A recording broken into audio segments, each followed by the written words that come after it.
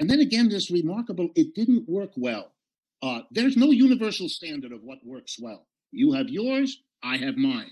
If your standard, and I was careful to say that repeatedly, if your standard is economic growth, going from poverty to a middle class to an upper class or upper income society, if economic growth is a key or dominant variable, then that's the way you measure that society if you have that standard. If you have a different standard, you measure it correspondingly differently. But to talk about something as successful or unsuccessful without being clear what your standard is or even why one should use that as a standard is bizarre. I was careful to suggest, because it's of course relevant to most countries in the world, they put a high priority on economic growth.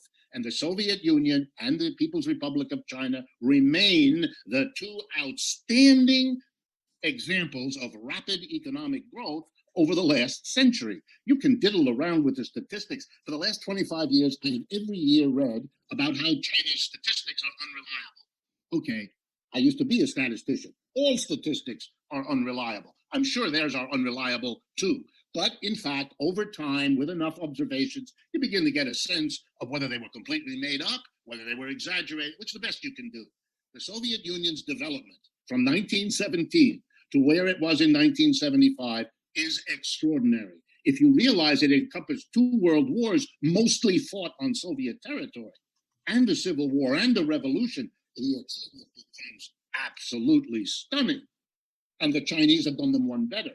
Whether you like or not like the Soviet Union has nothing to do with it. It has to do with recognizing that they set a priority, they committed their public and private resources, and they did really well. You're stuck with that. It doesn't have much to do with socialism, but you're stuck with that reality. I expect that the early experiments in building socialism will have been experiments that teach people a great deal, both what to do and what not to do. Just like the early experiments in capitalism coming out of European feudalism included some that lasted weeks, some that lasted months and years before all the conditions were there to really make a social transition.